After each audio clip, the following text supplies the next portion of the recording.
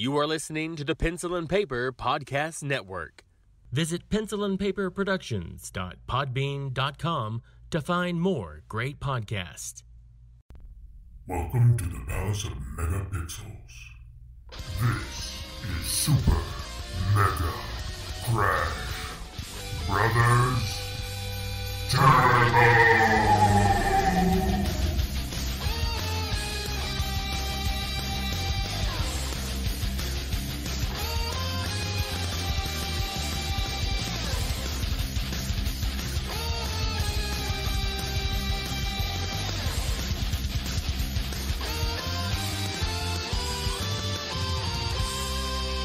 Hello everyone and welcome to Super Mega Crash Brothers Turbo. I'm your host Stephen White. With me as always is my co-host Lacey Finley.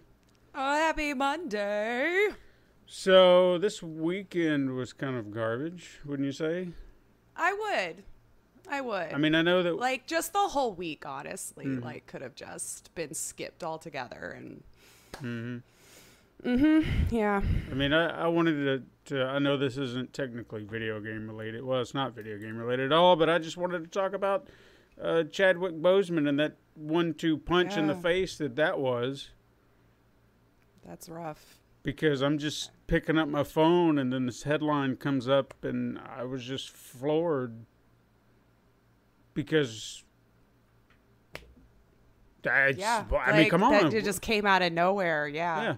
I mean, it was one of those. I mean, I don't even know what to say about it. It was just like I couldn't even wrap my head around it, and I'm glad I wasn't the only one too, because I noticed that was a common thread amongst people who actually knew him. Right. You know, they didn't know what was going on. He kept his cancer hidden for 4 years. I know. I was floored when I saw what it was because he kept it very close to the vest and intentionally, it seems like. I mean, he just didn't want that news out there. And what a human being to think that he was going to burden other people like that, because why wouldn't you tell anyone unless you felt like I don't want to burden anyone with this. I don't want to make people worry or anything like that. I'm not going to say anything. But yet goes to hospitals and visits children with cancer and and just even like watching the video when he got choked up about the kids who weren't even able to catch Black Panther, you know, because of a visit he had gone to them, and it's just what an amazing human. Yeah, he's. I mean, I like I said, I'm speechless because this guy was a champ beyond belief. I mean, he was just such a great human being that deserves so much. And why is it that the best of us, their lives are cut short? I'll never understand that. I won't either. It's one of those things that makes me angry because he was one of the greatest by far. I mean, if you didn't believe it before, give me a reason not to believe it now. And then all those people who shamed him for losing weight, damn you for making assumptions. You don't know what someone's going through. It's really a horrible thing that we've got kind of going on, that it's so easy for people to want to make some sort of snap judgment on one thing without having any clue with what's going on and never taking into mind that what they would be going through. This is why we keep saying, just be kind to each other. You don't know what's going on behind the scenes. And just because you haven't walked their shoes doesn't mean we can't try to understand and be empathetic and at least understand another side. I really wish we could be more kind. Because, when I didn't realize that those memes were going on. I guess I just don't run in the circles that would have shared those hateful things. So when I was seeing it after the fact, I hope every one of you who created that is just feeling like complete and utter garbage.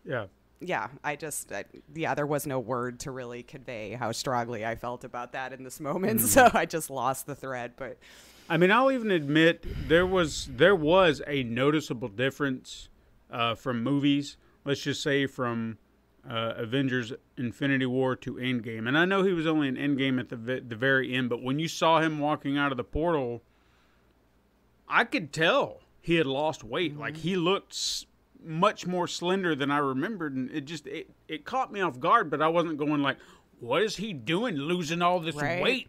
You got to keep in shape if you're going to be a superhero. I didn't, it did catch my eye, but I didn't make any snap judgments or assumptions. I was just like, okay. Yeah, like, what's that about? But I didn't, but I guess at the same time, I wasn't thinking, oh my God, he's got to be sick. It never crossed my mind. Yeah. I was just like, okay. You know, we do tend to think that way too, of just like our celebrities and those who are in the public eye and everything like that. We just feel, oh, they're rich, they're big, they're this, they're the other, and they're invincible to certain things. And it just never occurs to certain people that life is happening to these human beings too. Mm-hmm. Yeah. They're people just like us. Mm-hmm. And they have problems just like us.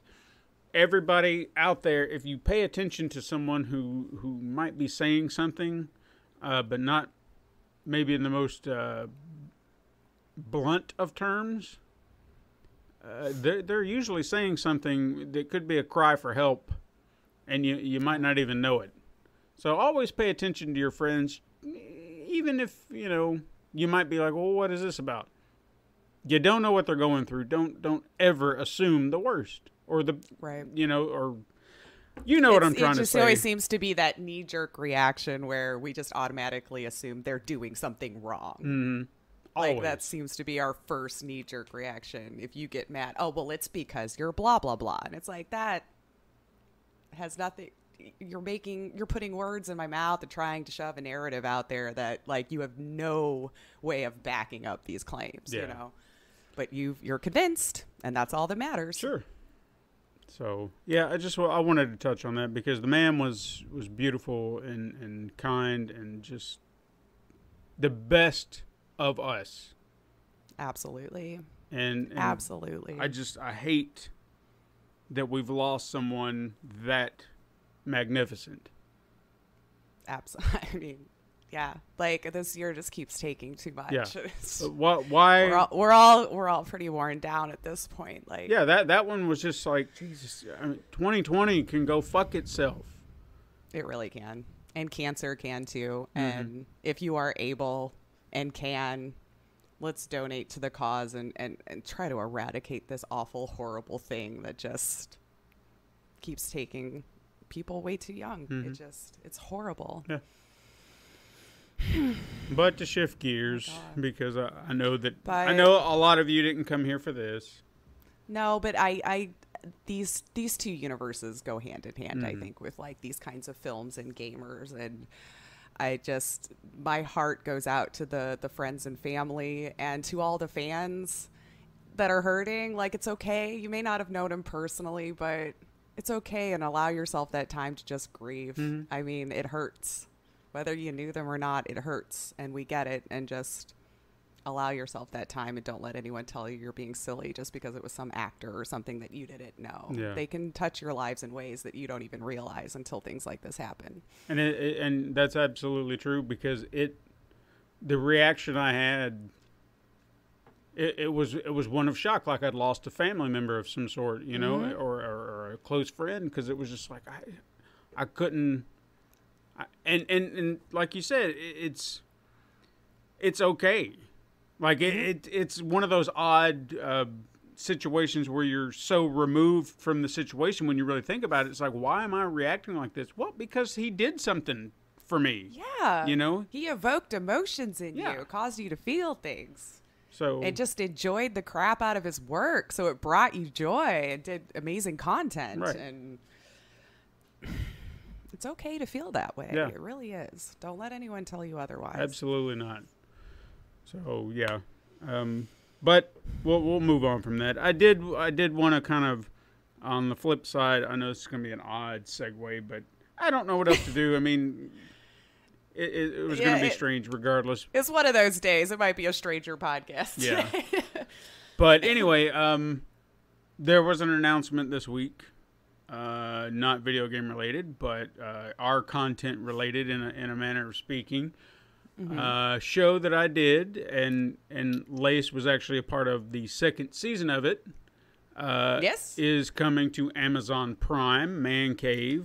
I'm sure you've heard us talk about it on this show before. Not in great detail, mind you, but we have mentioned it a time or two. And Todd was also practically the main star of the show, if you're being honest. Our missing brother. Yeah. So it's coming to Amazon Prime. So if you are a Prime Video subscriber, on September 4th, both seasons will be available. Again, if you've never seen it and you've got Amazon Prime, it'll be there. You can search it. Should be the first thing that pops up. I really don't know what else to say about it. I mean, I'm excited to see it on there because it feels very professional. Right. You know, validation finally for some hard work that you put out there for so long. Yeah. Plus, when you compare it to YouTube, and this is actually one of the main reasons I was happy to get it on Amazon, was because I feel like there's a new audience, or there's a different audience. Oh, absolutely. I've argued, this is kind of my point. My parents, my father specifically is who I keep thinking of, but my parents, they don't watch YouTube. They don't really seem to know what it is. They know it's a place where you watch videos, but it's not where you watch TV shows and things like that. It's that video platform. They don't use it. Right, yeah. But I know they use Amazon Prime. They have they've got the Fire Stick and all that stuff, so they know that's where they can get all their content gathered into one spot. So I've eliminated the YouTube part of it and says, well, what if I can just put it on a platform that's right here that you're already using? And it's there, accessible. And most people do have, probably at this point, if you have the internet. Plus, I mean, all y'all order offline all day, every day. Don't even tell me you don't. Plus, one of the great things about this platform versus something like YouTube is, on YouTube, you just have your videos that come through your feed, and then that's that, and you'll never see them again. Versus Amazon, everything's broken down into season. Everything's broken down like it should be. And you can hit add to your watch list, and it's there in your list at all times. So it's part of your library. So if you ever want to watch it, there it is. It's a nice quick watch. It's not like you did 2-hour episodes or anything like that. You got 10 minutes, 20 minutes. It's a nice quick, tomfoolery. And I would honestly say that I think the first season, I've actually clocked this, it would take about 90 minutes of your time to watch the first season. Oh, there you go. I mean, that's not bad. Not even as long as you'd sit down to a movie these days. And I will say that I did kind of run through the first 2 episodes last night just to kind of do some testing, because this wouldn't have been possible. Let me explain that. This wouldn't have been possible without Lace. I say that because there were some hoops that I had to go through just to ensure that it got on there, and Lace was kind enough to create the closed captions for the show, make them appropriately fancy and proper, and I didn't have the time. I was like, this is going to take forever, so she was gracious enough to help me get all this together. Very happy to do so. Very happy to do so. Yeah, it helped get it on the platform so much faster, so thank you. Thank you so much. My pleasure. My pleasure. I'm glad I was able to be useful for a couple of weeks. I tell you, I do believe in your work, man. And I hope you're able to just do more, especially now you've learned things. You've probably got different tricks and tips and stuff from since 7 years ago. And I hope you're afforded the opportunity to be able to create some more, and if nothing else, maybe even another season of Man Cave that people could watch, I mean, it's something that's, the story's there. I'll just say that. I remember us kind of like talking about it a while ago. Yeah. I think we got a little derailed because there was a lot going on. Things were going on. And then my focus, see, my words, man. We're going to have a day, guys. We're going to have a day. But my focus shifted to Super Mega Crash Adventures because it was a little bit more manageable, and I thought, well, let me see what I can do with this for a while. And so you don't now have to rely on like 12 other people to be available at the same time. Right. So I'm still thinking about what to do for a third season because I would like some plot threads to be wrapped up. Absolutely, especially the lingering little cliffhanger. Yeah. So Even I'm like, come on, man, what happens? I'm not going to tell you guys because you're going to have to go watch it. But you're going to be like, okay, now what? I want to know. I want to know. So I would love to have that resolved, and I know we're almost coming back up on 4 years, which is how long it took between season 1 and 2. So yeah, it might be time. We're about on time. Yeah, we're about on what time. You're saying. Come next year. We really like to draw out the suspense, you know. But also, while I'm talking about Super Mega Crash Adventures, really quickly, I wanted to also give another shout out to Adjective Beaver. Oh my God! For helping. He sped up a process. Oh my God. I am like so impressed that I still can't get over it. He probably thinks I'm being such an idiot for being so impressed about it, but like what? No. So here's the rundown. With Lace helping me again with the captions for that, I was just like, hey, so if you want to help me out with something else. So in the episode I'm trying to work on right now, there were a lot of files that I needed, like 2,000. If I'm being honest with it you, was a lot. I don't. She's probably not exaggerating. I know. I know. Oh no, I watched it as it went in the Dropbox.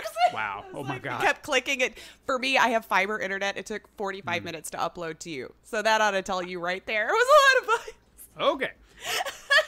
So, like, I laughed. You have no idea when I finally saw how many there were, just how long I had to laugh maniacally to myself. So I knew as I was asking her to help me with this, because a little trick of the trade that I've been trying to do with a lot of this stuff is, I'll have these, since it's pixel art, it's easier to manage it in smaller forms and then make larger files out of it. So that's what I've been doing. Early on, trying to understand this craft and try to figure out what's best and easiest for me to do what I do. But then I had all these files that were, they were already pre-done, right? Pre-made. They just needed to be larger so I could kind of manage them a little easier. But there were so many, but in a good way. So many that the animation is going to be fluid and it's going to be nice. Right? Yeah, it's going to look and great. That's what I need, because you have no idea how many files I have for our characters. I'm getting a better idea now. Yeah. I'm getting a better idea now.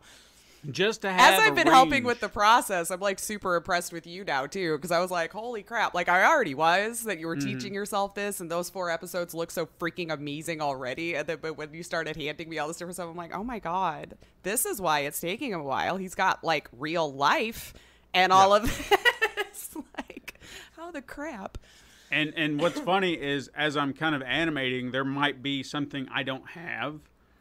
So I'll think of, like, as I'm watching it kind of unfold and how I'm saying something, you're saying something and everything. And I was like, it'd be kind of cool if we did like this or that. And I was like, I need to create that. And how am I going to do that? And sometimes it's not as easy as just, moving a pixel or two. It's actually, okay, well, I've got to create something entirely new, or I've got to adjust something. Like, there was a movement in the last episode that I finished that I had not created for your character, and you might know what I'm talking about. Yeah. Because, there was a motion that you did, and I was just like my characters never had to like turn a certain way or anything. Yeah.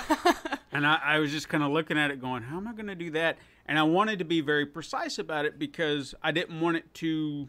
That's the other thing about this, trying to maintain the structure of the 8-bit art and the characters without making it look weird.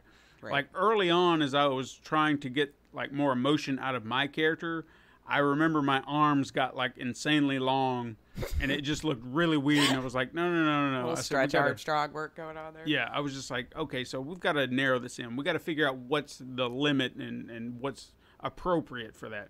So same here, is there was an adjustment to your movement, and I was like, so I've got to do this in just the right way that it doesn't make you look weird or off or, Yeah. freaky. Like it fits the scene and the scenario and everything. Right. Yeah. And it worked out. So, again, in working all this stuff out, had all these frames, all needed to be done. Probably 2,000, like she said, was a lot. But I was just like, this is going to take forever.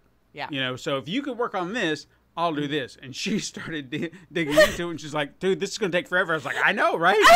I was like 2 hours in, and I was like, I've got to be about through this folder, right? And so as I scrolled down, and I'm like, wait a minute. And then I kept scrolling, and it wouldn't stop. And I went, oh, my God. That's what I messaged you. I'm like, I don't know when you think I'm going to be able to get you these, but, like, dude, there are so many pictures in here. And I don't know if I'll use all of them. That was what anyway. Yeah. Yeah. I didn't even know if I was going to use them all anyway, but it was just like, I've got them if I need them, and that's kind of the way I look at it. Sometimes I'll create extra frames that I don't even need for one of our characters. I'm like, well, it's there if I do. So I'll come back to it. But I guess cue me complaining to Beaver. Yeah. I actually did. I sent him a message. I'm like, dude, you've got to hear this next little thing that Steven's given me to do. And I was just telling him, like, so the only way he knows how to do it is to do it this way and that way and everything. And I was like, holy crap, man, if he has to do this every time, now I'm understanding, like, why everything's, taking a while since he's a solo person doing this whole thing. And then in, like, 2.5 hours, I didn't know if you wanted to reveal what it was or not, but... He created a program that did the job for us in like a split 30 seconds. Yeah. It was in 2 hours. He's a programmer. In 2 hours, he sends me this file, go, hey, try this. And I'm like, what? Because I did go back and forth with him a little bit. I'm like, dude, that sounds like asking a lot of you. Like, I don't know how long it takes to make programs or anything like that, but I'm like, that sounds like it's an awful lot, literally 2 hours. 2 hours. And you have no idea the amount of time he saved us. Blink of an eye, everything's done. Like probably weeks. Oh, yeah. Like weeks. Because how long? I'm sure it would have taken me at least well over a week to get all of that done. And then whatever you need to do. Like, wow. Because, I mean, right now, even what I have to do, because I didn't even think about this as far as long term, creating certain movements, because our characters, that's the one thing I do actually do ahead of time, is if our characters are running or doing some kind of motion or anything like that, I'll go ahead and create a file that happens. But when it comes to dialogue or anything like that, it's not as easy to kind of keep the mouths moving at the proper pace, probably, what I mean? So that's where I don't actually do any kind of pre-rendering animation, but our movements or anything like that, I do. Okay. So these characters are already kind of they're very, very active. Yeah, they are. So I've gone ahead and started to create some of these movements. So if it's a punch or a kick or a run or a walk. See, look at that. You'd still be waiting on me, I guarantee it. Oh yeah. Like I would have been able to give you maybe like a few hundred by now. But like, yeah. But yeah, I mean, this is already allowing me to kind of set these up so I have them if I need them. Dude is he's genius. A godsend. Yeah, I mean, I was so impressed. I was just so impressed because when I put it in there and it was like, he's like, it might take a little bit of time for it to process all of them. I'm like, what are you talking about? The list says it's done. Like you hadn't even finished sending me that message before because I was like, let's test. Yeah. Threw it. Kept the quality and everything. Like it did. Because I went through them and compared and checked and I was like, this is, oh my God. Oh my God. Oh my God. Like not enough could be said at how like amazed and impressed and grateful. Yeah. So if you see his name pop up in the credits, you'll know why. Because this man and not only that, but just think, if we run into this problem again, problem solved. Boom. Boom. Right? I told him, I'm like, sell this thing, dude. You don't know. Like, sell it as an app or something. I don't know. If I might be people looking for this. I don't know. Yeah. Maybe I shouldn't even say anything. People will be like, where do I get it? And I'm like, you'll have to buy it from him. I'm not going to tell him to give it out for free. I mean, if I have to do this again, yeah, for anything, I've got a time saver right there. Yep. So I can just thank you so much, keep it man. simple. Yeah, absolutely. Thank you. If you could see his face right now. Oh my God, yeah. Really... I put it in action. I wanted to see it for myself. So Because like I was blown away. I'm like, dude, just try it. I don't care what you got. Because I mean, I took one of the folders that I had, the one that I sent you, and I was like, let me see how this works. Popped it in there, hit the button, boom, done. Done. I was like, what happened? I think the one file had about 1,200 in it. Mm-hmm. Boom, done. Yeah. 2 hours it took me to do about 100 or so of them. I thought maybe I missed something because I was like, did it do a thing? Did it do anything? I was like, no, it did. It was already done. I was like, oh my God. So yeah, we're heaping praise on Beaver. We've talked about him. He likes he's just such a good guy. He's just such a good guy. I mean, I'm very blessed to have met him. Like you absolutely. both. There's one thing I could say from out of streaming. I've met some fantastic freaking people that have surrounded me, and I don't deserve it, but I'm very thankful for those who have. I wouldn't have met you. Yeah, I know, right?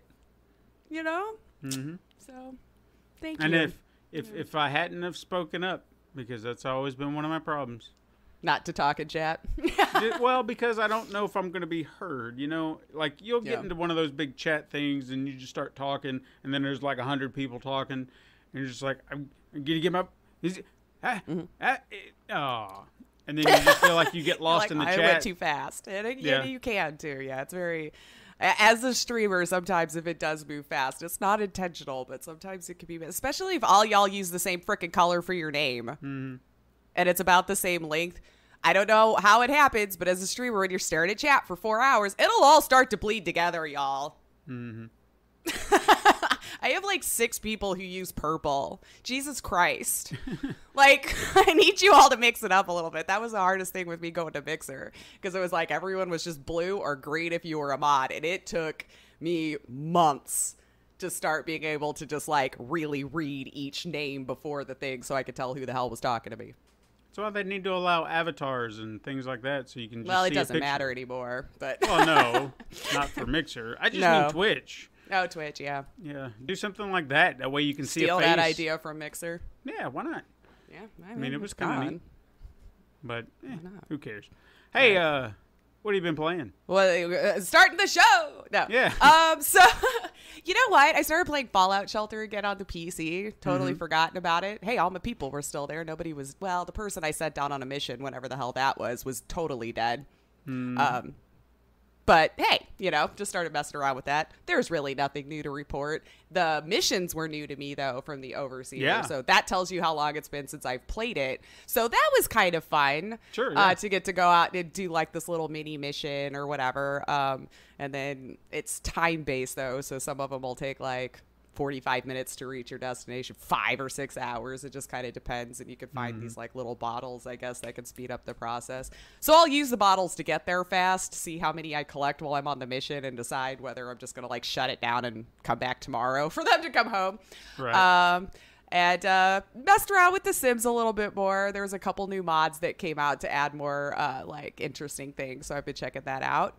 But the one I definitely do want to mention is I played Karen, the Outrage Simulator. Oh my that was God. Released this week by Vagabond Dog.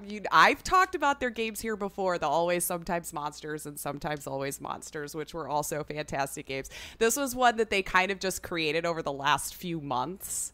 And yeah, I mean, it's not going to win awards or anything like that, but the tomfoolery is 10/10, and I had such a good time. I'm not gonna lie, I had so much fun with it. Now, I've seen how some people have been reacting back and forth with it, blah, blah, blah, whatever. But, I mean, the game's fairly short. They're not asking a ton from you. I think it was like $3. And the situations are hilarious and, of course, over dramatic for the sake of comedy. But you actually play Karen, which the icon looks like. Do you remember the John and Kate plus 8 people? Yeah, yeah. Okay, Kate. Okay. Remember when she got like the real spiky haircut with the real long in the front, and she just kind of became their mascot? Well, right. She's like the main character, like the likeness, let's say. Gotcha. Likeness. And your job is to go into different places of business and try to get your way.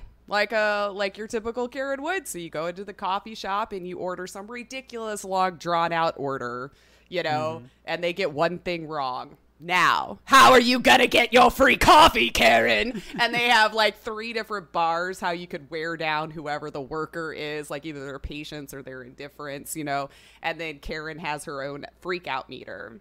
You don't want to fill the freak out meter because then she just causes a huge scene and no one's going to get anywhere, right? So you got to balance those 2 things to get what you want as a Karen, but also, not be on the news. So I don't want to say much more than that because I honestly think you should just throw the $3 at it and go play it and just lean into it and have fun. Don't think it too much. Don't try to politicize it. Don't do anything like that. I've seen people try to do it. Like, it's just fun.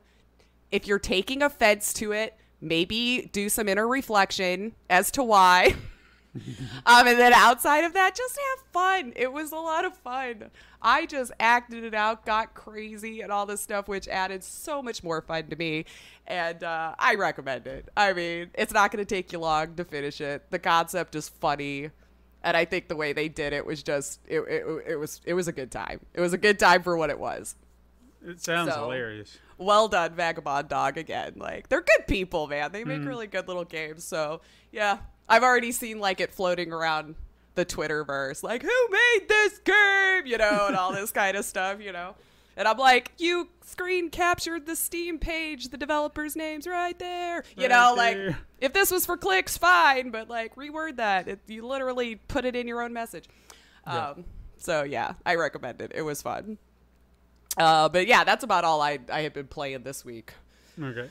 Trying to get all the other stuff that needs to be done this week. But how about you? Have you had time to do any games? Not really. Nah. I did kind of, I don't know. I guess I'm just trying to power through Far Cry 3. Not that it's a slog or anything like that. It's just, it's what I've been playing, so when I do have a moment to play a game or I just need to take a moment to take a break from everything else, I just pick it up and just start going back to what I'm doing, which is absolutely nothing. I'm just wandering around, taking down facilities and you're playing it and having fun, whatever you want to do. Doing whatever I'm doing. I did forget, though, there were crocodiles in the game, and I probably shouted very loud because I walked into the water like I was swimming out of this cave, and I was looking around. I was like, all right, I'm free. And I walked right into the water, and all of a sudden it was like, and I was like, what is that? Little jump scare you weren't expecting. Yeah. So, screw that alligator or crocodile or whatever the hell it was. I didn't like it. Whatever. Yeah. I was a big lizard. Yes. Because I already don't like, and they're few and far between, but I still don't like that they're there. Is there snakes in the game? And I don't like snakes in a game. No. Because you just be walking around, all of a sudden you hear, no. And I'm just like, I clench up because I can't see it. I just like, have you would in real life. Like, where? Because, I mean, have you ever clenched up that hard that everything just sucks up back in you? Where you lost like 6 inches of your height? Yeah, you're just like, and I know it's there, and you can hear it, and I'm just looking around, I'm like, where are you? And I have the biggest gun possible to shoot this little snake, but it's there, and I want to kill it. Because it's in my area, it's in my vicinity, and I don't want it there. Right. I'm going to kill the snake. But they're few and far between, kind of like the crocodiles, but still don't like them because the moment I hear it, I'm just like, yeah, I do this. I'm like, damn it, no, I just wanted to get through this one thing. Yeah. But yeah, I haven't really played a lot, but I do want to mention this, something I have been kind of underwinding on, and this is something you have brought me on to.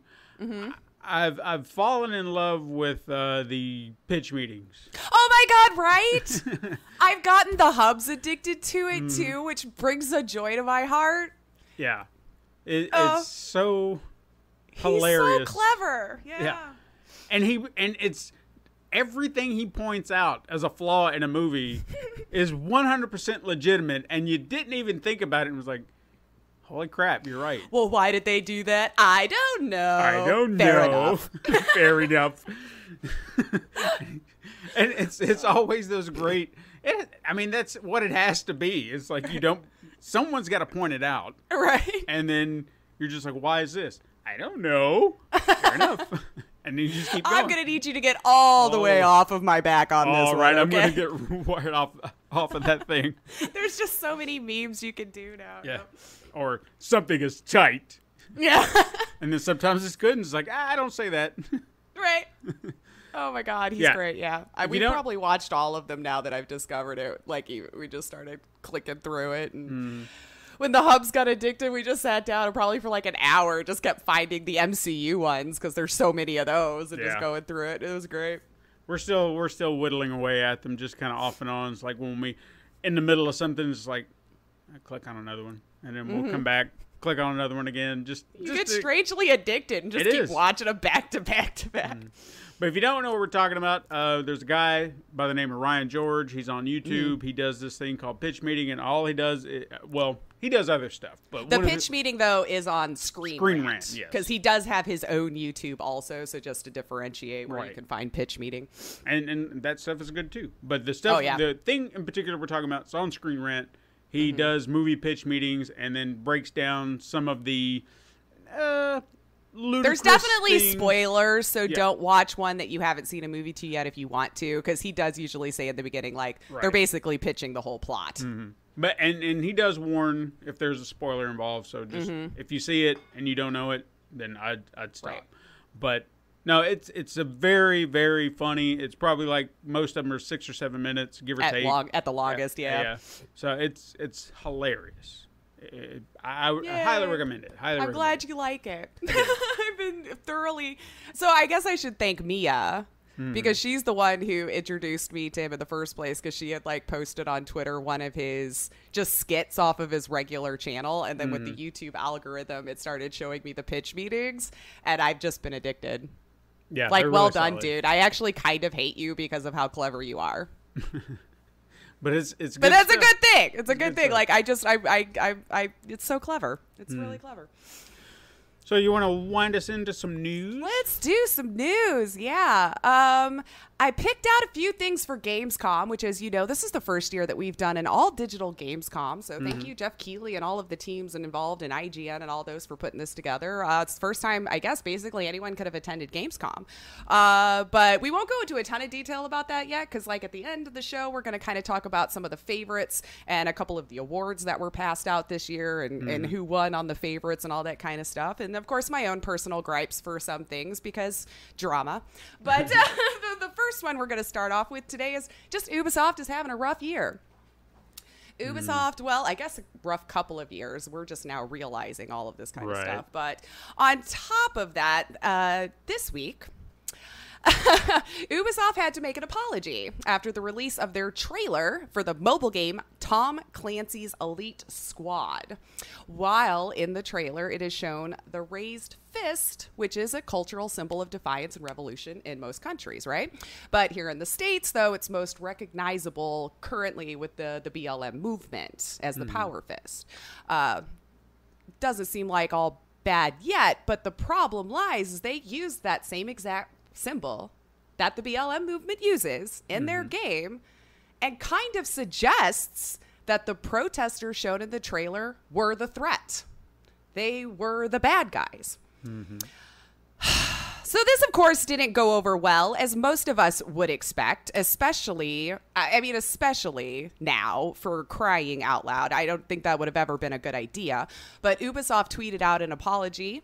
Of course they did, quoting imagery that appeared in the opening video sequence of Tom Clancy's Elite Squad featuring a raised fist was insensitive and harmful in both its inclusion and how it was portrayed. We have listened to and appreciate the players and the broader community who have pointed it out, and we apologize. This raised fist imagery will be removed in the next title update this Tuesday, September 1st on Android, and as soon as possible on iOS. So, I mean, to me, I'm just more confused how, especially in this climate, not a single staff member, nobody brought this up, nobody caught it, nobody saw a problem with this at all. Wow. Just, I don't even know if there's more to say about it than that. Like, I would assume there's checks and balances, QA testers, all this kind of stuff, and I don't know. I could be making all of this up for all I know, but I would assume that there's at least some sort of chain of command as something is coming down for approval, and not a one. Yeah. Wait a minute. Somebody, there has to be some level of approval that kind of goes through before you get to the final product to say, hey, we're going to release this. Okay, cool. No matter who it is, someone's in charge who approved this and said, that's cool. So at what point did they have blinders on? They just did not see this one thing and say, there's something wrong about this. Anyone up to that point didn't look at that and say, there's something wrong with this. Right. You could have left the whole story the same way. Make up your own freaking symbol that has nothing to do with real life events going on right now. There always can be a bad guy in games. You don't have to keep sending this message. Mm-hmm. I can't understand it, but they're losing so much credibility. Maybe they just love apology tours. I don't know at this point. Like, I mean, I'm not even saying that they were the most credible of companies in recent years, but it's just, you tell me when you're going to make your uptick, because you're sliding down the hill into a gutter right now. Mm-hmm.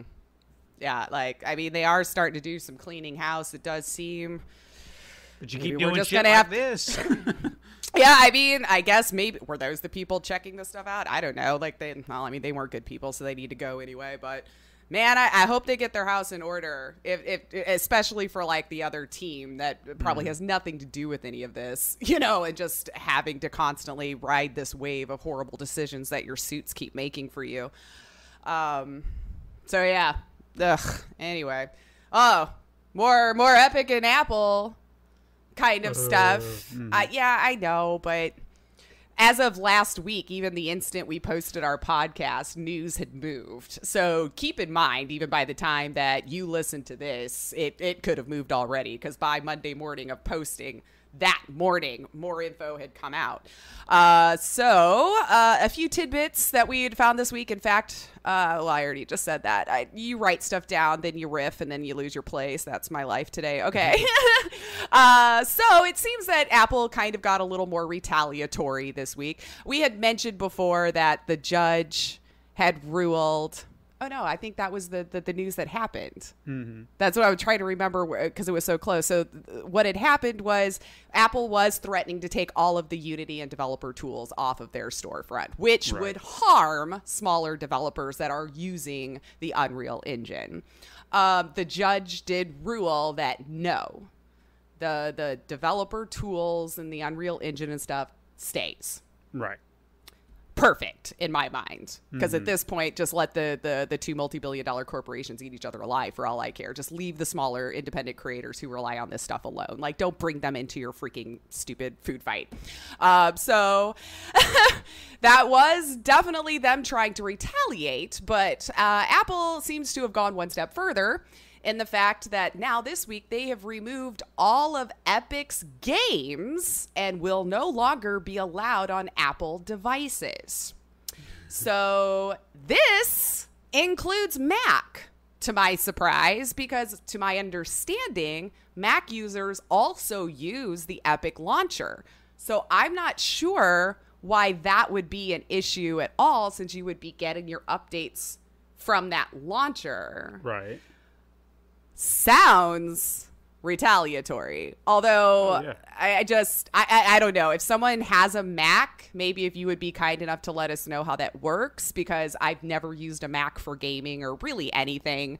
I've always been the type that never really liked Apple products, so I kind of successfully have no skin in this game personally, although I realize the problem it's creating here. Mm-hmm. So, I mean, so now as it sits, if you have an Apple device that sounds of any kind and we're wanting to play any games that Epic themselves have done, you're kind of SOL until something, I guess, changes within the lawsuit. Like this feels like it's going to get drug out forever. Sweetie's holding his ground.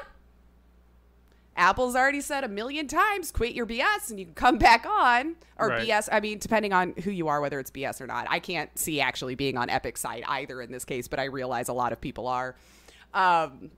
They've just said, like, just adhere to our terms like you did and like you signed the contract to do, and you can come back on. And they're still pretending like this is all for the consumers, so Epic's not going to back down. I think they've got themselves in too deep. So I could see that Epic probably didn't see all of this coming. Like, I know they baited them into a lawsuit. They absolutely wanted this to happen. This was curated 100% on their own.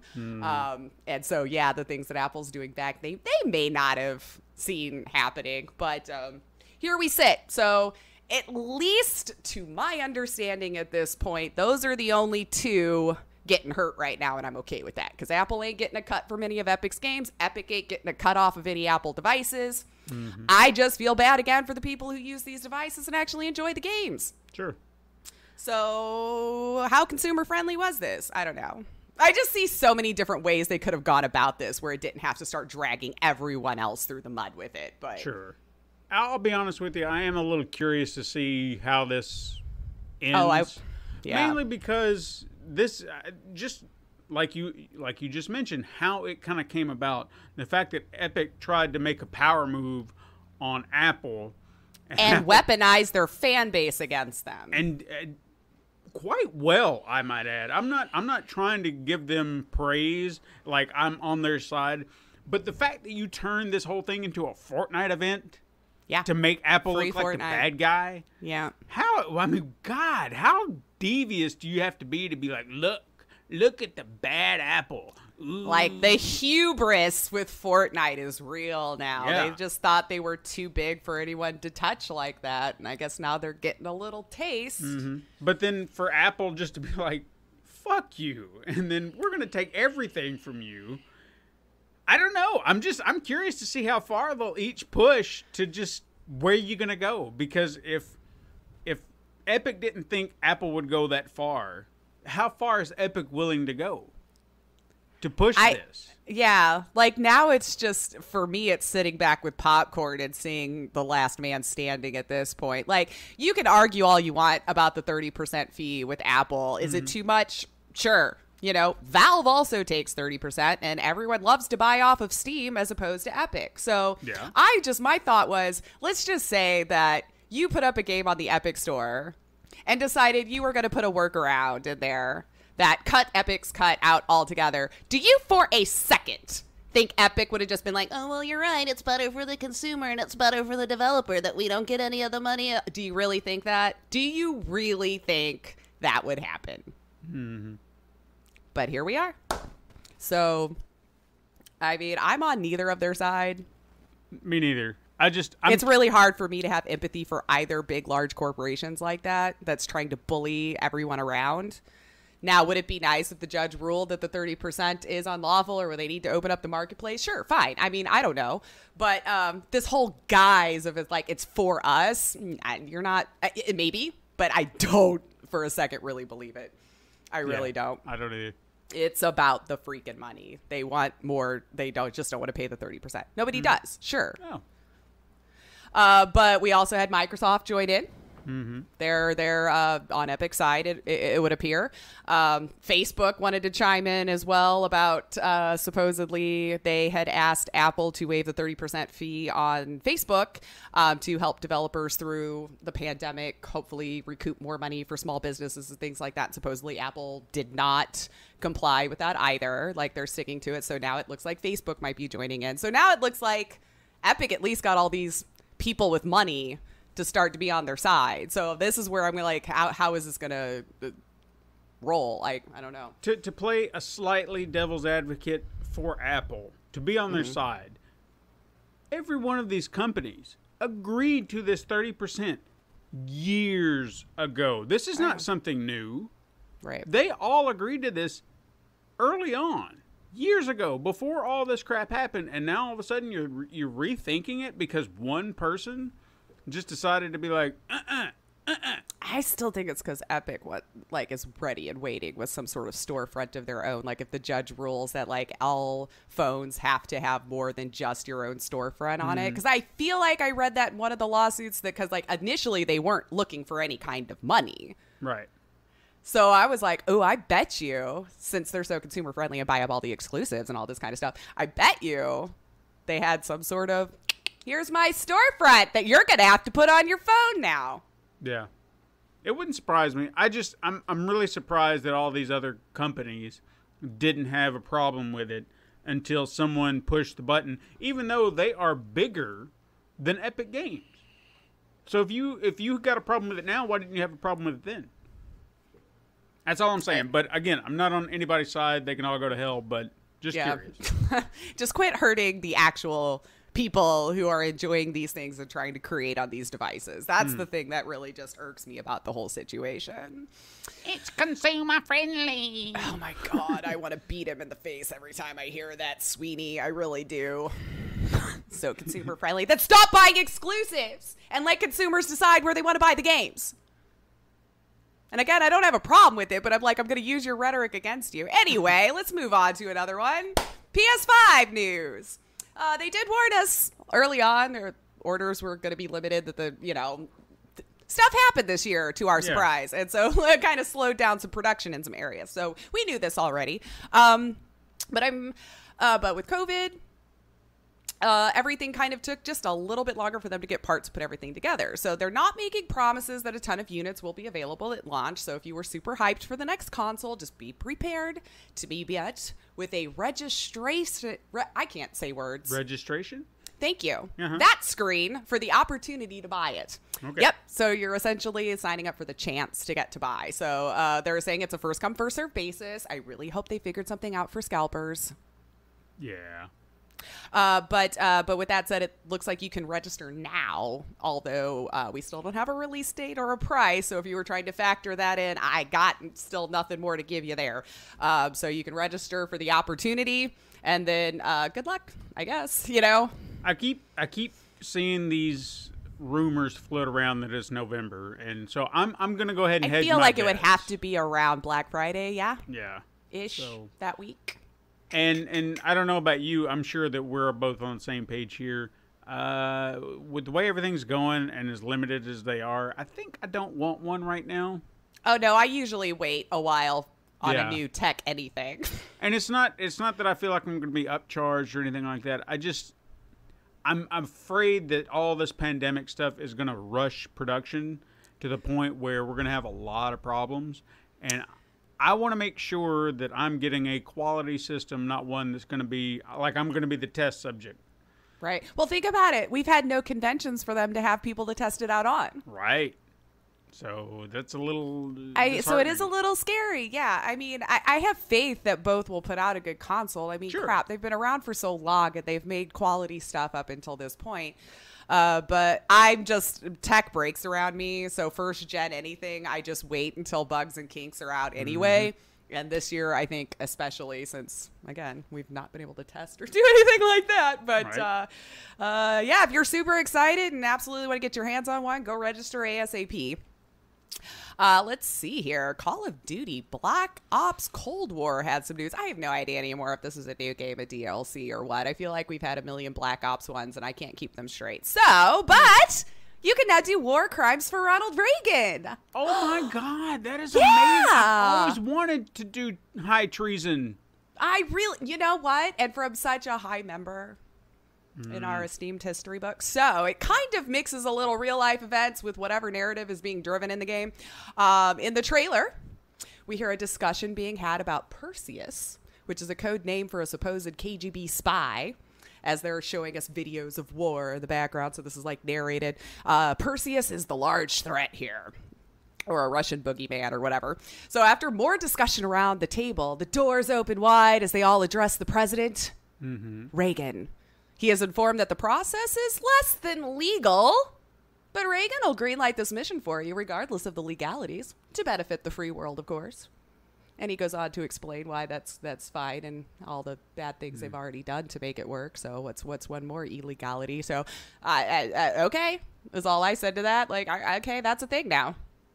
Did they The get memes have been amazing, so I do recommend you looking those up because, whether you're a fan of the man or not, you may not like him. Did they get a decent impressionist? Actually, I mean, the voice sounded pretty good. Clearly, obviously with CGI and everything, he looked fine. But with today's stuff, but yeah, it sounded pretty good. Okay, I'm curious. Because it's been a while since I've heard somebody do Reagan. She's like, that's true. And the last one that I actually remember was like Bruce Campbell did it in Fargo. Oh yeah, that's right. He played Reagan. Because of course I would remember that. Of course you would. Let's just do a couple of quick hits. Okay. All right. Fall Guys is now the most downloaded PS Plus game ever. Nice. Well done, guys. It was free, and free is fun. But still, PS Plus, most downloaded ever. And free. And free, yeah. Let's see. And an update on that charity drive. I still don't have a full winner yet. I think maybe today, probably later on, or tomorrow is the end of it. Today being Monday. But there was a little controversy with this, which whatever.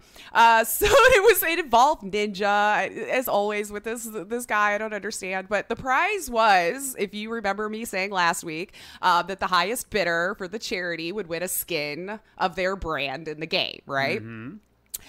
So there was a moment in time where Ninja was ahead by I don't remember. It was like $250,000, maybe $300,000, but a huge freaking chunk of money, right? Yeah. And now we had some people throwing it around that if Ninja gets a skin in the game, I'm uninstalling. People were throwing these huge Twitter fits about it. To which I say, if you're really going to get pissed off about a guy getting a skin in a game who just donated hundreds and hundreds of thousands of dollars to charity, of which are you doing, ma'am, sir, person deciding to bash online? And let's say you paid for the game. I don't know that they care. They already have your $20, so uninstall, buddy, if that's how you want to be about that. Yeah. But to all of the companies that have donated, it looks like they have raised so much money, and I think it's still so cool. Fall Guys, well done. Well done. I don't know if you saw it being this huge and successful, but well done.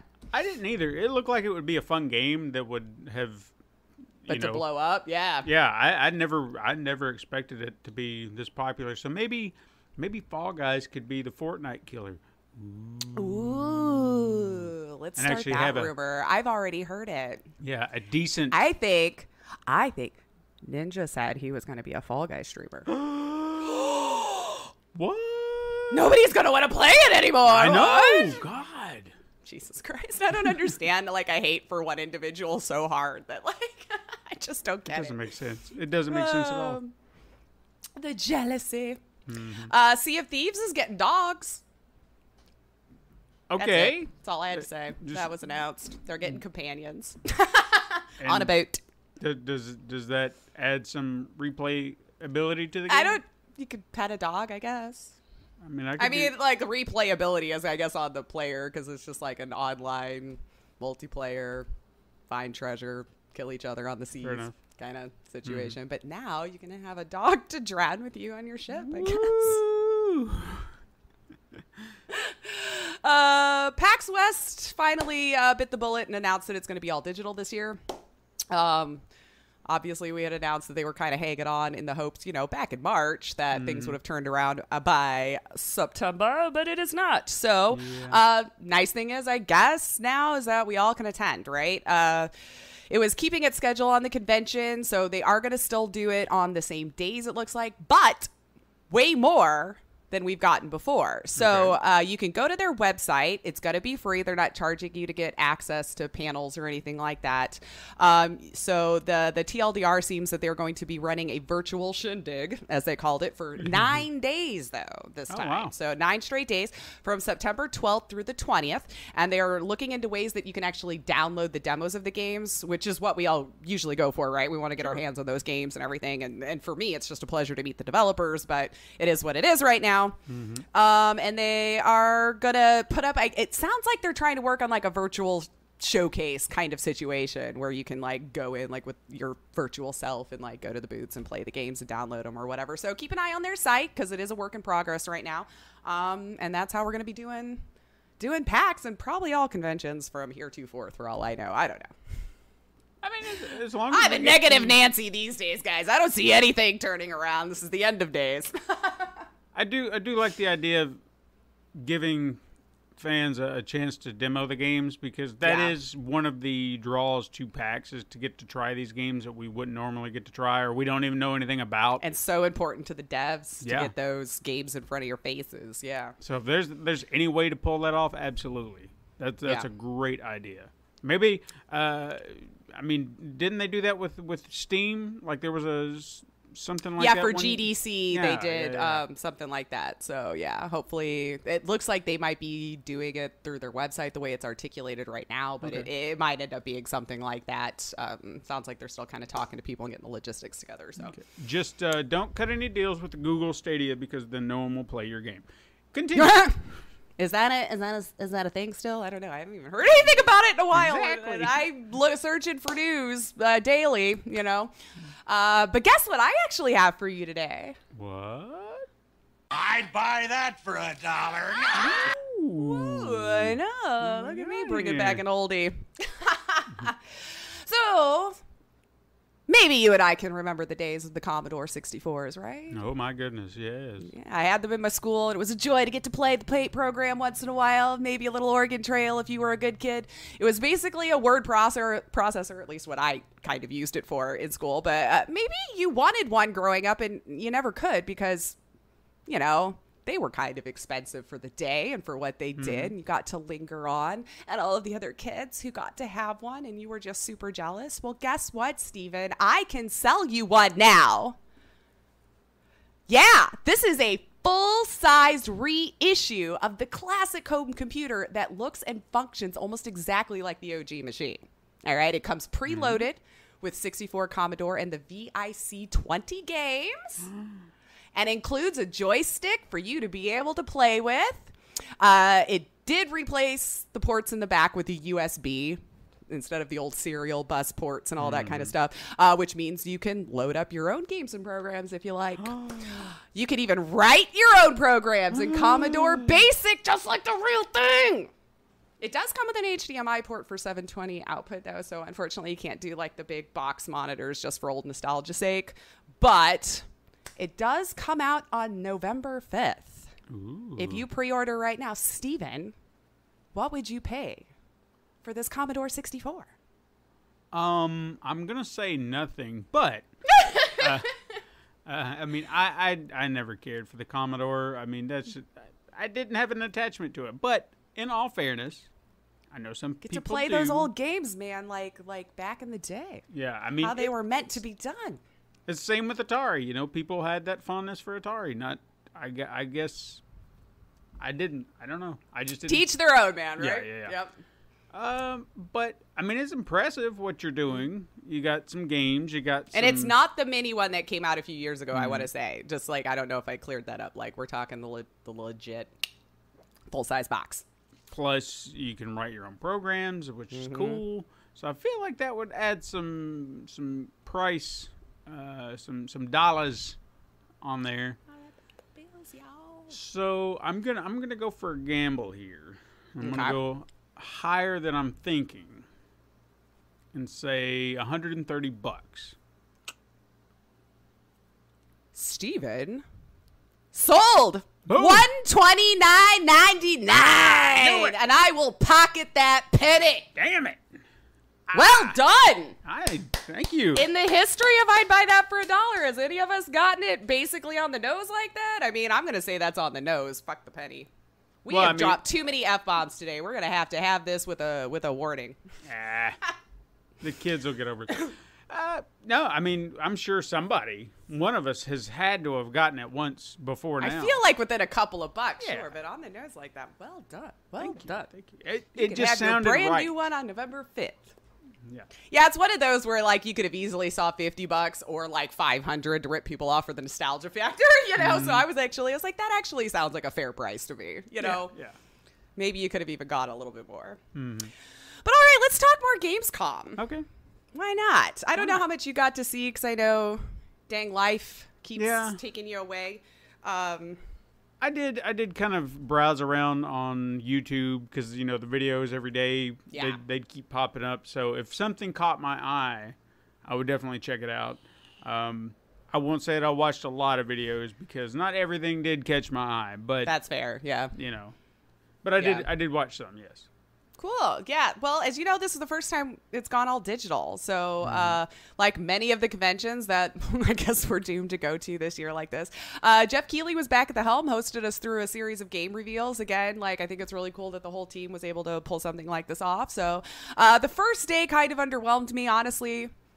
I mean, I watched as more Star Wars themed games were due to be released and remakes and reboots, and I was just craving something new.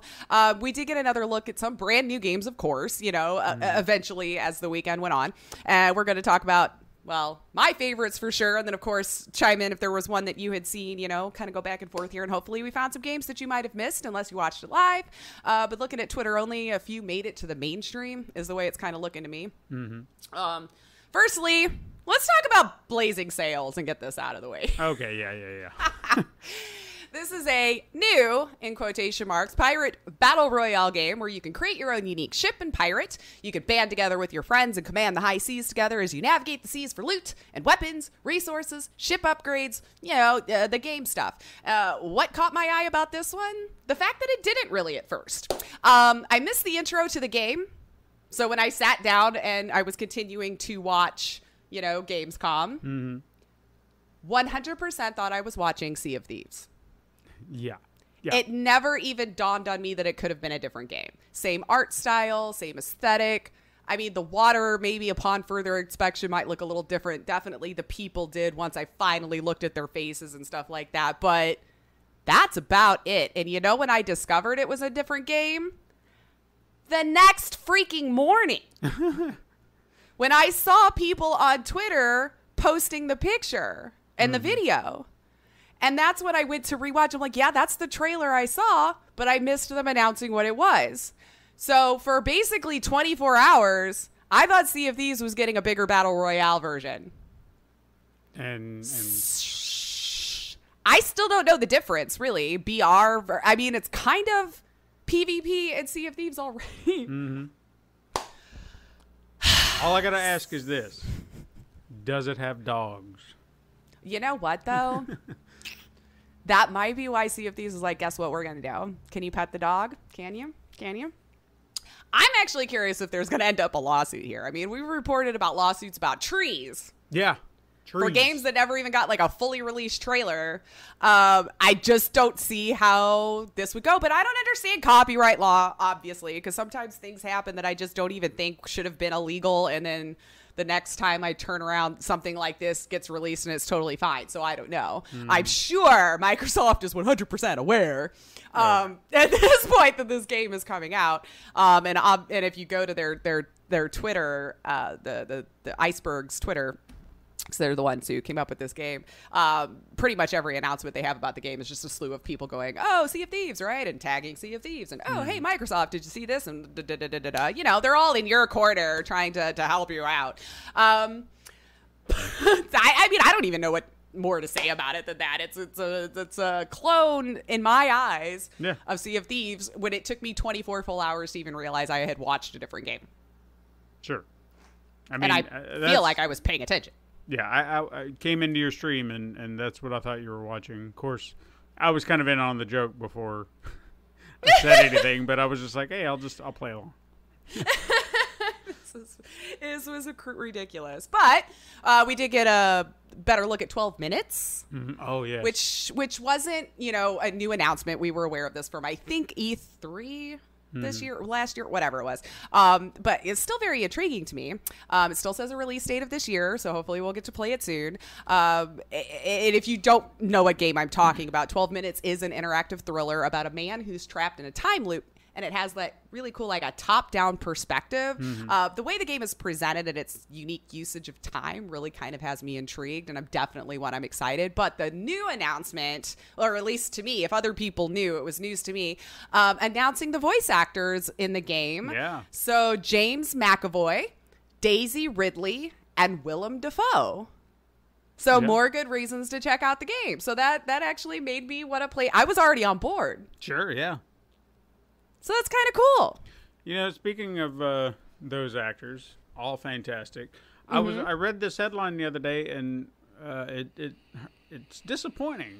I mean, very disappointing. Daisy Ridley said that she's having trouble getting work after Star Wars. Oh. So why are you going to treat these actors the same way you did the original actors, with the exception of Harrison Ford? But I mean, come on, man, she is talented. And I think people need to stop making the character they played the character of the actor. Yeah. I even remember, and I know this is way off. What was it? Boba Fett? Or what was the guy that like got death threats and crap for being a character nobody liked in the movie with the weird eyes? And see, I haven't watched any Jar of the Jar new Binks. ones. Yes. Really? Mm-hmm. Yeah. That dude almost killed himself because of these idiots. Like, it's completely separate from the work that they do. And just because you didn't like the movie, she probably still did a fantastic job with the script and everything she was giving. Yeah. Actors are merely props, people. And I never had a problem with Jar Jar. I mean, I can see where people could get annoyed with him, but to attack the person who voiced him, no, you freaking God, no. break, man. Like, Jesus Christ, people. I mean, I have issues and beefs with certain actors, but sometimes I can overlook that and enjoy their movies. Rarely do I seek their movies out, but right. I'm just, if you hear that they're a garbage person in real life, and you're just like, but see, unless they like murdered or do something like that, I'm like, I don't look into celebrities' lives at all. I don't care. Did you entertain me? Did you do your job? Then fine. Yeah. I mean, if you did something heinous, of course, like I don't want to support that, but they're not the only person in that movie, so you're hurting No. I mean, everybody, yeah. No, I know, but I mean, the one I always kind of come back to, and this might be one of those actors people are like, oh, how dare you? Russell Crowe, I can't get behind. I don't know why.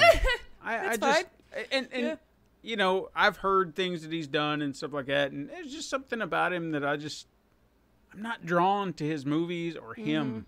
So anytime I see him in something, I'm just like, I'm already kind of done with it. It's going to have to really find a way to draw me in, because I'm just like, eh. But on the flip side, this is something I was kind of thinking about the other day. I hate when I forget how great an actor is, and I know that they're good, and I know that if I watch their movie, I will be entertained, but I have to push myself in. Like George Clooney, man. He's such a great actor in everything that he does, and I have to remind myself of that sometimes, because his movies don't necessarily draw me in. Yeah, just like the genre he usually takes. Yeah. But then I know that when I watch it, I will be entertained. And I know the last time I watched one of his movies, I was like, God, this guy's a great actor, man.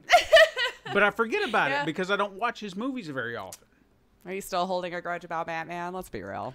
Honestly, I thought he did fine. I mean, I won't say that he was the best Batman, but I think he did. But just the script and everything all around. I think they did what they could with what they were given. That movie was a dumpster fire on so many levels, but I don't blame him. In fact, I felt like he was a pretty good Bruce Wayne. Get him out of the costume, let him do the Bruce Wayne thing. Yeah, charming, absolutely, handsome. Yeah. You checks got it all those boxes for sure. Yeah. So anyway, continue. I'm sorry. I mean, interrupt me at any time if you had a game you wanted to talk about too. Sure. Let's see here. Dragon Age, we did get to see a little bit, sort of, more of. And it did make me happy to see that it was still being worked on, because I feel like there was this huge gap of time where they announced and had that weird little trailer that, to me, didn't make like a whole lot of sense with what they were going for. So to hear that they're still doing it makes me happy. We didn't really get any new looks outside from like some stills and some screenshots and stuff, so proof that development is happening.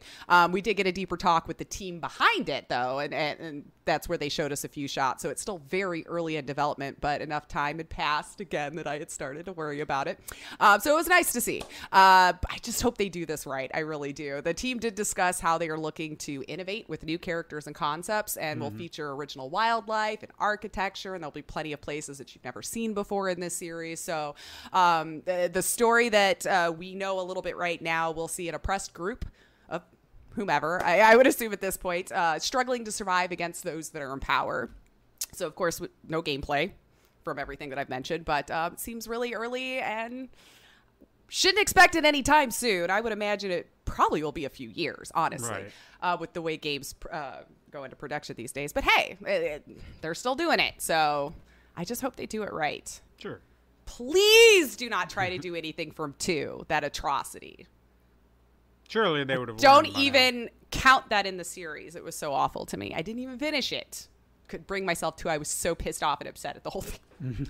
Because the first game is honestly probably like in my top 5 favorite games of all time. Mm-hmm. And then you made me cry with 2. I was so excited. I'm like, what did you do to this thing? All right. So I'm going to complain for a minute. Okay. About The Sims. Like everyone else that is a simmer. Okay, I know people are saying like, oh, the woman's talking about Sims. Yes, I am. So deal with it for a minute. So everything's Star Wars this year. I was just so impressed when I was watching day 1 that like in a row, The Sims, Star Wars, Planet Batu or whatever, that tells you how much I really cared at that point, was announced. Then we had another Lego Star Wars game announced. And then we were talking more about Star Wars Squadrons.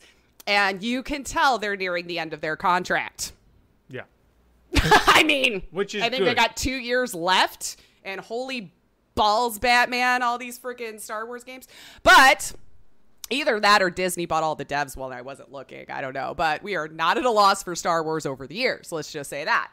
So EA is squeezing out those last few, it seems, and now The Sims was no different. While a majority of the community, of course, never asked for it.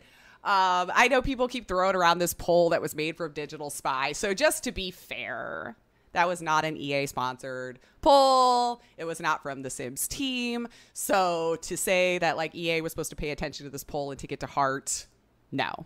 But it's still ranked the absolute dead last out of 21 suggestions for a Sims pack. Was Star Wars. So, I mean, I don't even know how to feel about it anymore. It just seems like it's another paid promotion that we see to reference Disney theme parks or what have you. So EA took some money and ran with it, disregarding all the things that have been asked for from the community for many years now, which is, you know, right out of the EA playbook anymore. We've just been asking for bug fixes, man. Better skin tones for representation for people. Fix your damn babies. Like, there's just, like, things from the base game from 5 years ago that just asking for small things. And then you're going to give us a story-based pack on Star Wars in a life simulation game. If I may. Please. As a Star Wars fan, I'm going to, because we're on opposite No, I ends know. of the spectrum. There are people very excited for this, and I am excited for you. Well, like, there are. No. Don't be excited for me. I want to. Well, I mean, the general you who plays Sims and are excited for Star Wars. I do. I want to kind of throw it in from my perspective, since you are a Sims fan, and you're not much of a Star Wars fan, anymore. if at all. Yeah, I like it fine. I don't seek it out. Let's put it that way. Yeah, but that's fine. Yeah. Okay, I'm a lifelong Star Wars fan. Grew up Right. with it, love it. I'll take it in any iteration, shape, or form I've got. I can have some criticisms, but I love Star Wars. Yeah, it's a popular genre. Yeah, I love Star Wars. So I'm excited for Squadrons to a point because EA's still behind it, and I'm still weary. That's always the The Skywalker Saga collection. I love the Lego things. You're slapping Star Wars on it. I'm there. I'll play it. That's already a sold, done deal for me. Can tell you that. Yeah. I do like The Sims. I do like Star Wars. But I just don't... I've never wanted them together. You know? It's never been one of those things. It's like, you know what would make The Sims better? Star Wars. Dude. Uh-huh. Never crossed my mind. So I'm really lost on this. And there may be Star Wars fans excited that it's in there are people excited. And unfortunately... those of us who are upset have been much louder and in greater numbers. So I do feel bad for those who genuinely just want to like be excited with other people who are too, and those people are kind of drowning them out. But. Right, and I'm not saying that because I'm a Star Wars fan and I like Sims that other people out there have never thought or never wanted this to happen. Like, this could be a match made in heaven for them that I never thought about it. But I don't doubt that there are people extremely happy about this. Yeah, so I'm not knocking you, but it is a very odd combination of things because my brain has just never put them together. It's just, it doesn't... Maybe I'm speaking for me, but I feel like a majority of the fan base, especially those of us who have been with it since the beginning, like, we like it because it's an open-ended life simulation game. Yeah. Typically, overall, occult packs sell not as well. Sure. Like, they've had vampire packs and werewolves and things like that have been added, and not necessarily to 4, but just like The Sims over the years. And just on average, they don't do as well. Because I still think a lot of people want to play it just for the life simulation. Those are not realistic things. Now, there are a lot of really cool storytellers that absolutely love those and become useful when they're making their own stories. Perfectly acceptable. It's fine. I just don't buy those packs. Yeah. I realize it's not for me, and that's totally fine. But I understand why people would want it in their game for storytelling. A lot of people use it for storytelling. But like a story-based one and an open-ended RPG, or an RPG, I was going to say just go play an RPG. And you've already got such quality Star Wars games to go play. And just from watching the trailer, it doesn't even look like it's a new world that you can even live on. It kind of looks like it's one of those vacation spots where you get to go visit. So I see ships. I don't know if they're usable, but I find it hilarious they're in there before cars. Right. And and we already had Star Wars costumes out the wazoo. We already had sabers. Granted, it wasn't a free to use animation. It was in the Get Famous pack, I think, where you could be an actor. And so with that, there's sets that you can film, like, when the action's going, and there's a space one in there and they fight with sabers and all this kind of stuff. So I don't know. I feel like for the life simulation, we had the Star Wars already in check for those who wanted that in their game. It's easy enough to put a townie in these costumes and pretend that's what's going on. And the reason why I don't think it's a livable area is because also in the trailer, when they showed them building the house to look more scientific, it was in one of the base game villages. Right. So why wouldn't you have showed it off on Batu then if we were actually going to get to live there? So I'm not really sure what more it's going to add, but maybe a couple hours of something new till you finished whatever story they put, and then the replayability is gone. Sure. And then you're going to try to play your life simulation, and then an alien's just going to wander in your real life world. It just... Because the townies don't separate themselves. They're all just like randomly generated from whatever you bought. Mm-hmm. So you're just going to have random aliens walking down the street. Guarantee if you try to knock one up to have an alien baby, they're just going to come out looking like a human because it might be just a sim in disguise. I don't know. I might be speculating on all of that. And I'll eat my crow if I'm wrong. But I'm just going to wait to see what LGR says about it. I'm sure he'll buy it. Good for him, still chugging along, trying to make sense of the series. So basically, what does this mean to me? I can't wait for Paralives to come out. Guys, I hope that the Paralives team, you're coming along well. I hope you find the people that you were looking for to keep filling out your roster, and we get our hands on that and then do some damage. But as of this morning, on their YouTube of the announcement of The Sims Star Wars, we have 80,000 dislikes to 31,000 likes.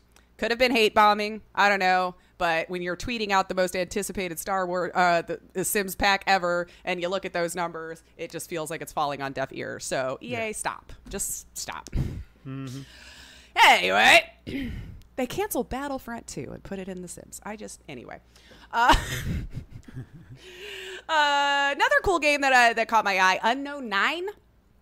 This was a world premiere, so this actually was brand new to me. Okay. It's just an action-adventure game from Reflector.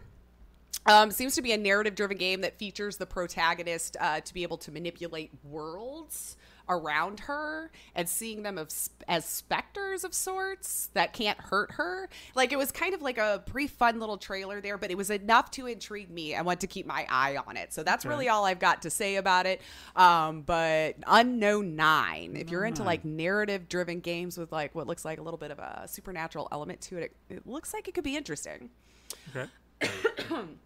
We got a better look at the Mafia Definitive Edition. We got to see quite a bit of it this time. So if you were, looking forward to that Mafia 1 reboot, it's looking good. I mean, you can play it in less than a month.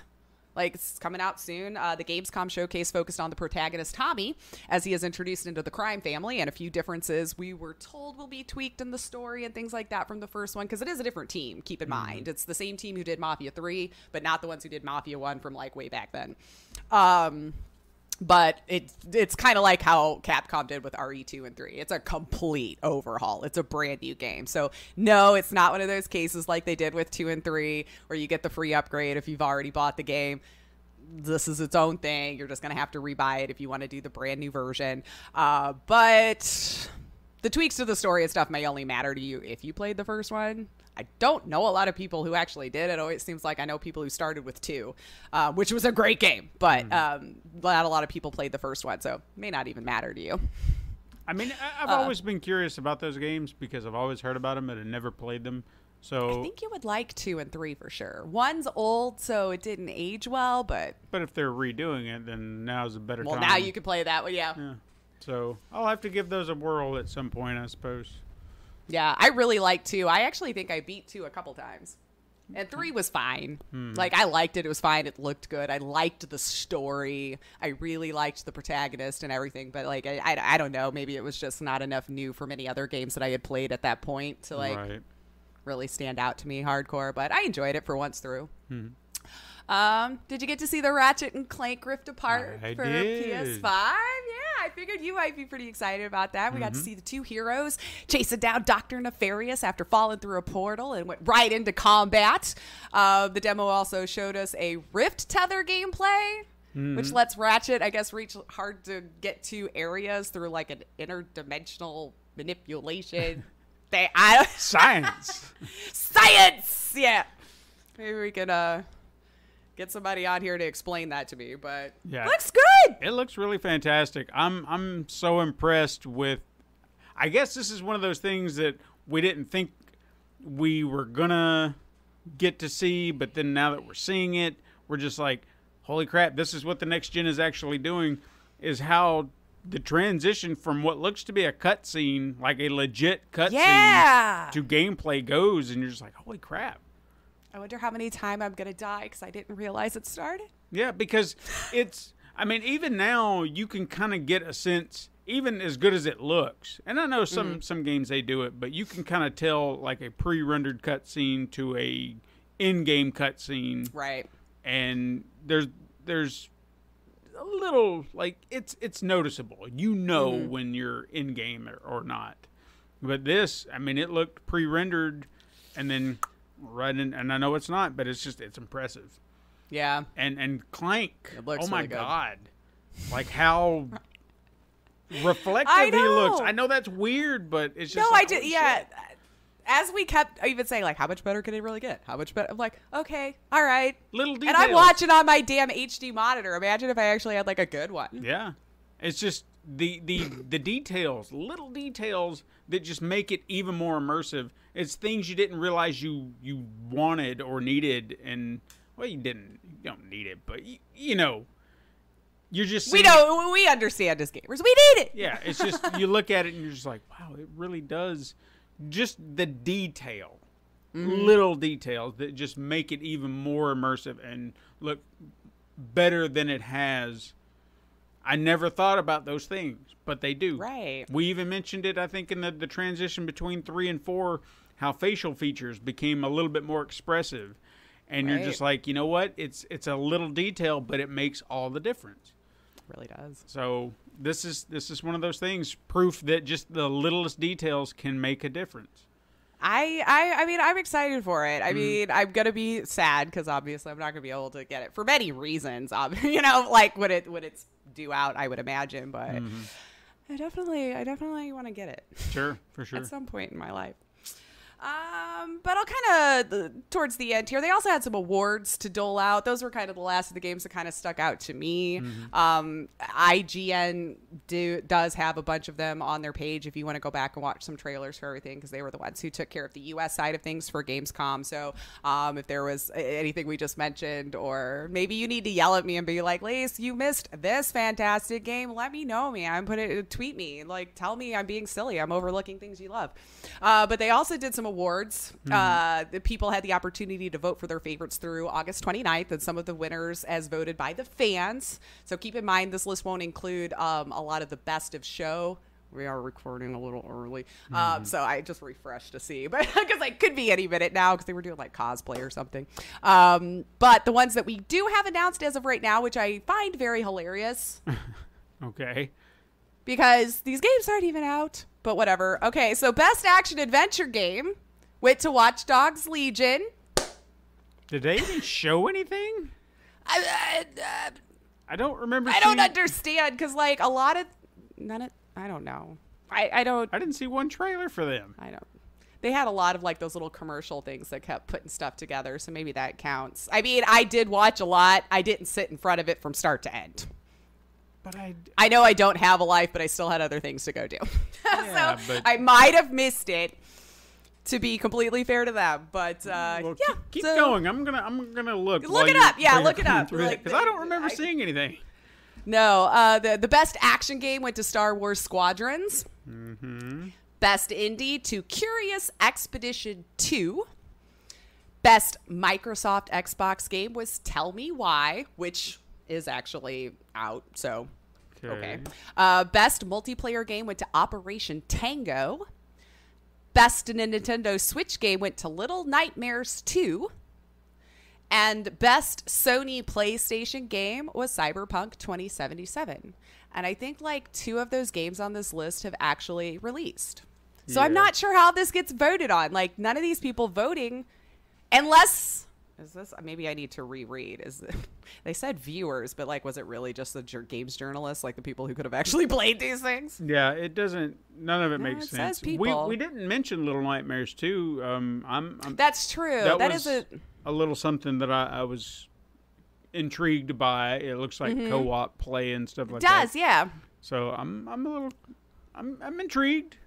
That does look interesting. That does look interesting. I think maybe like when I sat down to write this, I was trying to think of the stuff that I hadn't heard about already. Mm-hmm. And it was like that was what was interesting to me, is like a lot of them weren't like brand new reveals. They had some exclusives and things that did, especially in the indie one. Right. That's the one I definitely recommend people to go and watch if you can. I think it was on IGN day 3 where they had like about 2 hours worth of just an indie showcase, and they really did kind of pack some trailers back to back, and there were some cool ones going on in there. Oh yeah, there's like Paradise Lost looks like it might be a good one. There's tons of them. There's so many I can't even go through them all, but yeah, definitely watch that one, because I'm always going to direct you to indie first. And there was another one. There was another game that I remembered that I wanted to bring up since you're going through that. Mm-hmm. I'm excited for, I don't know about the rest of you or our listeners, but I'm excited because I'm a fan, and I thought the series was done, and here they come back, Sam and Max in VR. Oh, yes. I was like, oh my God, Sam, I haven't seen them in forever. Yeah. And here they are in VR. That's just even better. That's going to be fun. That was like a little icing on the cake. I mean, you could have just brought them back and I would have been perfectly fine. But to do that little extra step, that's even better. So, yeah, I'm excited. What was it? They called it this time it's virtual. Yeah. Which, again, is nice little way of their humor. So I'm excited for it. And it even sounded like the same voices came back, which are voice actors. Voice actors, yeah. So, the same voices came back. They just floated in from another game. What's this little box? I don't get it. Yeah, but I'm excited for that, so I'm hoping it'll come to PlayStation, because I don't remember them saying anything. They just said it was coming to VR, but they didn't specify anything beyond that. So wait till Facebook buys it or something and puts it on Oculus. That'll make me angry. I know. I feel like that's all these companies do. I'm like, well, you stop buying things I love. Okay, thanks. Yeah. Any other games come to mind for you? No, there's really a lot, and I wish we could cover every single one of them, but we would be here for 3 hours. I would definitely recommend going back. We were trying to hit on some of the highlights, and I feel like we're going to miss some, because if we actually got a proper breakdown, because I'm even looking through some of the ones that came through, and I've got to go back and watch some trailers, because apparently I missed some. Yeah. Because some of these look really interesting, like something I would want to check out. So. I did wish list quite a few things, but it does look like by the time you're hearing this, you can go and check for the rest of the winners if that was something you were even interested in seeing. Or getting to know about. But yeah, I think all in all, it was done pretty well. Yeah. I mean, I felt maybe a little underwhelmed at times because like every time I'm watching these things, I crave so bad for just something 100% brand new.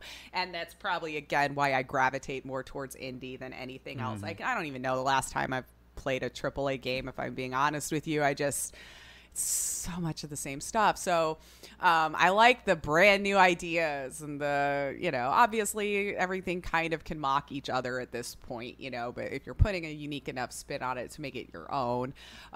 So I think with just like a slew of sequels and reboots and remakes and Star Wars and Star Wars and Star Wars and Star Wars, like I was just kind of like, I always crave something new out of these conventions, but I'm not going to knock the convention itself. I think it was done well. I think it was perfectly silly what it needed to be with the hosts and the announcers, and I think they really did put on a good show. Again, I'm gonna hammer it home. Please go check out the indie showcase from day 3 because there was some really cool ones in there. But this is where I'm gonna end today's piece. Something that, again, call to action, I think you all should go check out. They did a really cute convention room floor for your virtual self to wander around in, talk to other people, players, and play games. This is a neat idea, and seeing as how it's how the biggest fun for going to conventions, again, is getting your hands on the games. So now you can virtually wander around on the showroom floor and go play some games like you were at Gamescom and try to imagine you're there as best as you can. So I'll send you the link. Maybe we can link it in with the podcast directly to the Indie Arena booth. And go get your hands on some indie games and see what you kick up, man. Because there are some cool ones out there, and I'm always going to send you there because I still think, especially today's day and age, they have the most unique gameplays and stories and stuff because they're not beholden to their suits up top, and you're going to get some better quality games, in my opinion. Right. In my opinion. So links in the doobly-doo. Links in the doobly-doo. I didn't write the ending again, so I suck. We're gonna see how well I remember this off the top of my head. Want to see? Right. Want to test me? Ahead. All right, cool. On a day I've had like 3 hours of sleep over the weekend, so let's see how good I am. But that's our show. Thanks so much for listening, Super Mega Crash siblings. Do not forget that you can go to the Patreon, chip in a buck, Pencil and Paper Productions. You can also find the podcast on Podbean, Spotify, Google Play, Stitcher, iHeartRadio, wherever you find your podcast. I think I actually remembered a good chunk of them. Wherever you like to listen to your podcasts, you can do so. Yeah. Also on youtube.com/Pencil and Paper Productions if you'd like to do that. And check out all of Steven's other stuff while you're there. And you can also go to Instagram and view all of the weekly icon art that Steven puts all of his time and love into. You can also tweet us at Super Mega Crash, or you can yell at us via email at supermegacrash@gmail.com. Hey, I got a call to action right here. So if anyone has listened thus far, since you just said if you've made it here, if you've come this far and you're listening to us talk about this real quick, I want one person, one of our listeners. I don't care who you are, one listener, send an email. I don't care if it says hello. I don't care if it says what's up. I don't care. Just one. I'm doing this because you begged for it. One listener, send an email. One. Yeah. Please. That's all I'm asking. I don't care who you are. Roll the dice, doesn't matter. One of you, just send an email and it can say anything at all. Just please. So I'll read it next week. I just want to know that you're out there. That's all I'm saying. Those who stick around till the end. Well, thanks for doing the podcast with me, Uncle Dan. And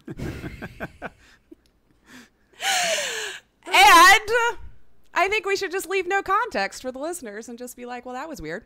But thank you so much for listening. I am Lacey Finley. I am Stephen White. And you could join us again next time, Super Mega Crash siblings. But until then, game on.